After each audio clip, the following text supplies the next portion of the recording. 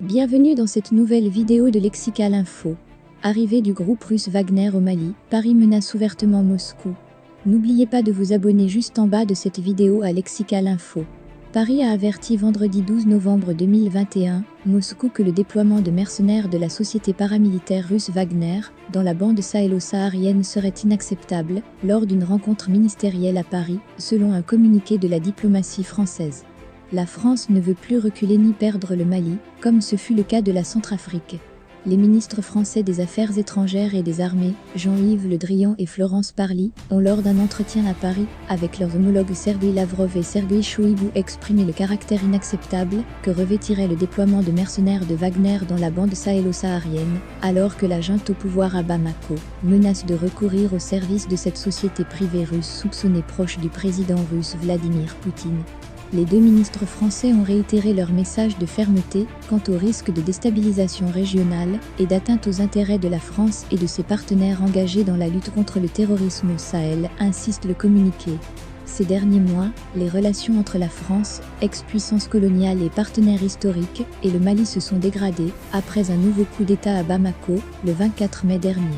Dans la foulée, Paris a entrepris en juin de réorganiser son dispositif militaire au Sahel, en quittant notamment ses trois bases, les plus au nord du Mali pour le recentrer autour de Gao et Ménaka, aux confins du Niger et du Burkina Faso. Ce plan prévoit une réduction des effectifs, de plus de 5.000 actuellement, à 2.500-3.000 d'ici 2023. Une annonce qui n'a pas du tout plu à Bamako, qui a lui aussi à son tour pris des mesures défavorables à la France. La tension est montée d'un cran en septembre, lorsque le Premier ministre de transition malien Choguel Kokala Maïga a accusé Paris d'un abandon en plein vol au Conseil de sécurité de l'ONU à Washington.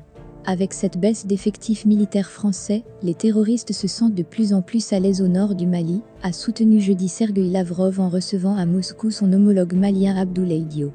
Les chefs des diplomaties russes et maliennes ont réaffirmé à cette occasion leur souhait de poursuivre le partenariat militaire entre les deux pays, arguant d'un risque terroriste renforcé par le retrait partiel des troupes françaises. Sergueï Lavrov a indiqué que Moscou continuerait de livrer des équipements, des munitions, des armements et à former des officiers maliens pour que Bamako puisse se défendre efficacement contre la menace terroriste. Cependant, le ministre Lavrov et Abdoulaye Diop a en revanche démenti tout contrat entre Bamako et des sociétés militaires privées russes. Aucun contrat n'a été signé dans ce secteur, a affirmé M. Diop, selon ses propos traduits en russe, ajoutant que ces allégations visaient à discréditer Bamako. Selon M. Lavrov, Moscou n'intervient pas dans les activités de ces structures créées par des citoyens russes, qui concluent eux-mêmes leurs contrats. Merci pour votre aimable attention et n'oubliez pas d'activer la cloche de notification pour recevoir les prochaines informations.